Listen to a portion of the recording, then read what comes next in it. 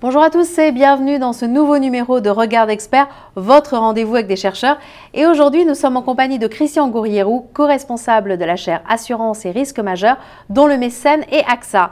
Christian, bonjour. Bonjour Isa. Alors tout d'abord, merci d'avoir accepté notre invitation sur ce plateau. Est-ce qu'en préambule, vous pourriez nous faire part de vos recherches, de vos thématiques de recherche? Oui, mon domaine, c'est l'économétrie, c'est-à-dire c'est de la statistique appliquée à la finance, à l'économie, à l'assurance.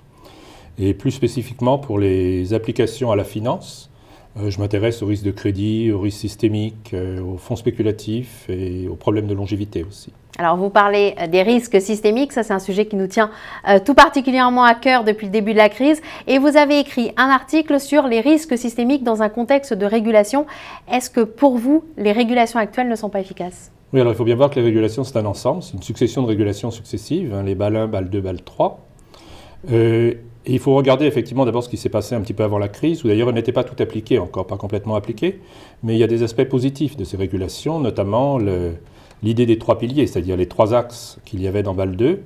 Il n'y a pas simplement le calcul des réserves, mais il y avait aussi la transparence, c'est-à-dire avoir un minimum d'informations publiques sur les données, sur les méthodologies, ce genre de choses qui sont très utiles pour le risque. Et puis le pilier 2 qui sont les modèles internes, c'est-à-dire les calculs de risque par les institutions elles-mêmes.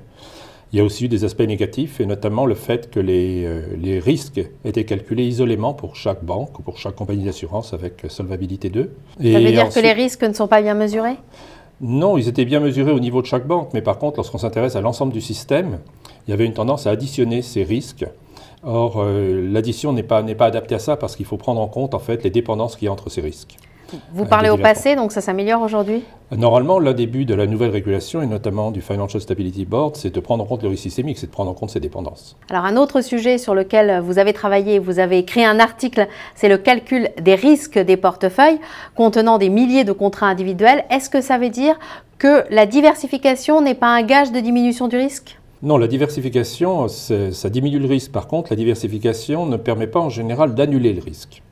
Or, il y avait cette idée qui était assez répandue, qui était que, notamment par exemple dans les compagnies d'assurance ou dans le secteur bancaire, qui était que lorsqu'on a un grand portefeuille de contrats individuels, qu'il s'agisse de contrats d'assurance vie par exemple, ou de contrats de crédit ménage, eh bien en accroissant la taille, on allait diminuer le risque parce qu'il y avait une sorte de loi des grands nombres qui s'appliquait, quelque chose comme ça.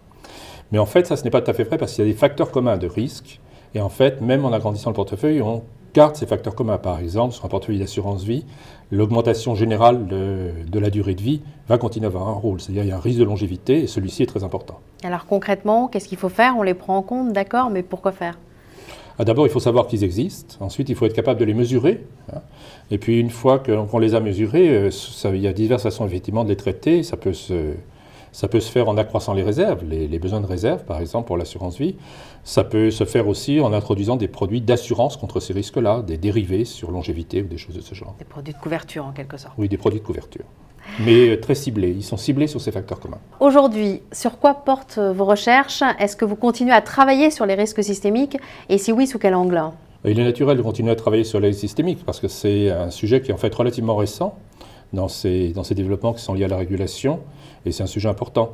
Donc pour l'instant, on s'intéresse essentiellement, je dirais, à la compréhension du partage dans ce risque systémique des parties qui sont dues aux facteurs exogènes communs. Donc il y a des facteurs de risque communs comme les taux directeurs lorsqu'il y a des produits de prêts hypothécaires, et séparer ceci des phénomènes de contagion, c'est-à-dire lorsqu'il y a une augmentation des taux directeurs, il va y avoir augmentation des mensualités s'il y a des crédits indexés par exemple, ça va créer des grappes de défaillance, donc ça c'est l'effet direct, et puis il y a un effet indirect parce que ça peut créer une faillite bancaire par exemple, et cette faillite bancaire va se répercuter ensuite sur les résultats des autres banques.